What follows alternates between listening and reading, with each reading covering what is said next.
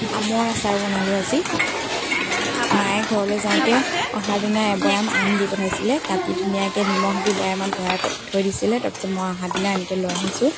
তাৰপিছত পানীখিনি প্ৰথমতে এনেকৈ উলিয়াই লৈছোঁ, চালনীখনত আমখিনি দি দিছোঁ আৰু তলত চৰিয়া এটাত দি দিছোঁ। তেতিয়া পানীখিনি নিমখ পানী যিহেতু দি থৈছিলোঁ, অহা দিনাখনৰ পৰা ইমানেই বৰষুণ, মেলিবলৈ পোৱা নাই। ইয়াৰ 5 দিনমান থোৱা হ'ল, তাৰপিছতহে মেলি দিছোঁ। ইফালে আকৌ আমাৰ নিবিৰে খায়ে আছে, সি টেঙা খাই ইমান ভাল পায় নহয়। আৰু হালধি দিয়া নাছিলে মায়ে, গতিকে মই অলপ হালধি মিলাই দিছোঁ।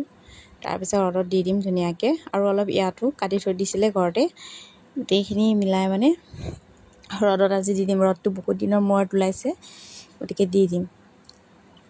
এয়া মায়ে ঘৰত কাটি আছিলে আম। নিবিৰে মানে খুব ভাল পায় যে, বৰষুণ দিয়ে যে, ঠাণ্ডা বতৰ, মায়ে সেইটো কাৰণে লুকাই লুকাই কাটি আছে। নিবিৰে নহ'লে খাই থাকে আম, টেঙা আমো সি খাই, লুকুৱাই থৈ দিছে। তাৰপিছত এয়া মই আচাৰ বনাবলৈ মছলাবোৰ ৰেডি কৰি ল'লোঁ। এয়া আছে অলপ সৰিয়হ, বগা সৰিয়হ দিছোঁ, ক'লা সৰিয়হ দিয়া নাই। তাৰপিছত দিছোঁ ৰঙা জলকীয়া, কাশ্মীৰী মিৰ্চ। তাৰপিছত আছে এয়া ধনিয়া,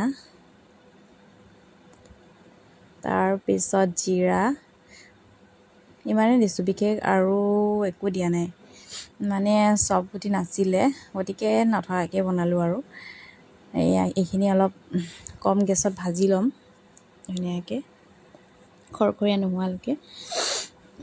এইখিনি মোৰ আমখিনি শুকোৱাৰ পিছত এতিয়া এভাগ বনাম, আকৌ পিছত এভাগ বনাম।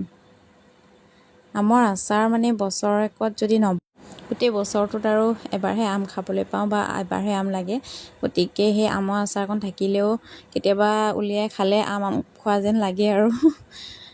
গতিকে আমৰ আচাৰকণ নবনালে কিবা খালি খালি লাগে। যিয়ে নহওক অলপ হ'লেও বনাওঁ প্ৰত্যেক বছৰেই, এবছৰো তেনেকৈ বোলো চেৰ নেপেলাওঁ, বনাম এইবাৰো। গতিকে মায়ে দিয়া আমখিনি প্ৰথমতে বনাই ল'ম। জলকীয়াখিনি ভাজি আছোঁ, হৈ গ'ল, অলপ ঠাণ্ডা হ'বলৈ দিম।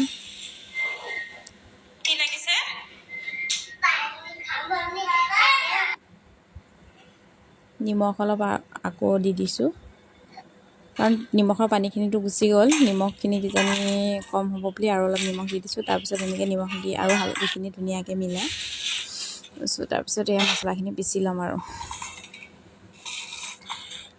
ঠাণ্ডা হ'ল।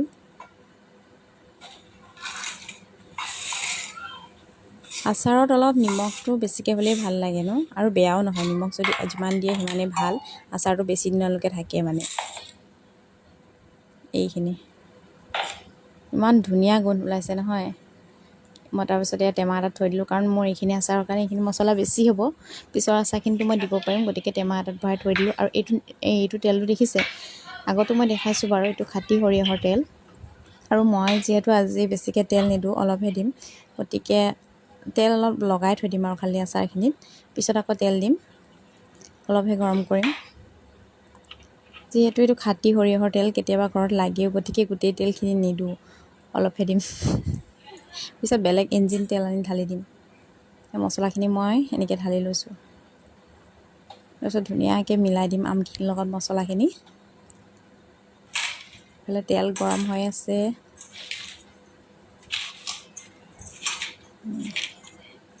তেতিয়া মছলাটো লাগি থাকে আৰু। আমটো বেছি শুকুৱাই দিয়া নাই, এৰতহে দিছোঁ মই।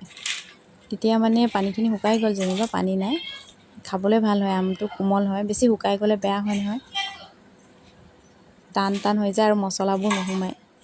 এতিয়া ধুনীয়াকৈ মছলাবোৰ লাগি লাগি আছে।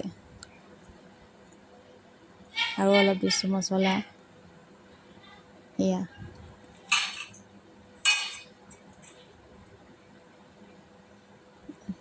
দুবাৰ বনাম মানে।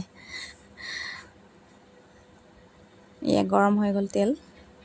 মছলাখিনি বেছি গুড়ি কৰা নাই দেই, একেবাৰে পাউডাৰ নিচিনা কৰি দিয়া নাই, দুবাৰহে মাৰিছোঁ মিক্সিত। এয়া তেল ঢালি দিলোঁ, তাৰপিছত আকৌ মিলাইছোঁ। বেছি তেল দিয়া নাই, তেলত ডুবাই থোৱা নাই মানে, অলপ দিন এনেকৈ থাকিবলৈ দিম, কম তেল দি চিচা বৈয়াম এটাত ভৰাই থ'ম। তাৰপিছত আকৌ পিছত তাৰ ওপৰতে তেল ঢালি দিম আৰু গৰম কৰি।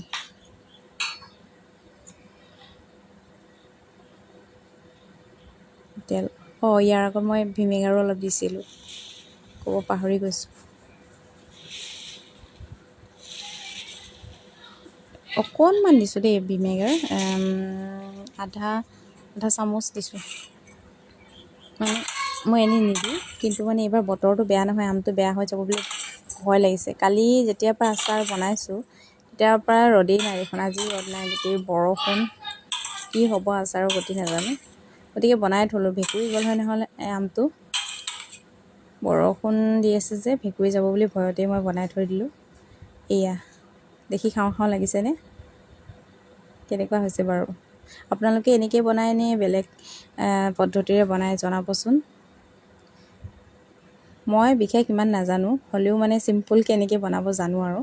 খাবলৈ কিন্তু ভালেই হৈছে, এপিচ খাইছিলোঁ আজি।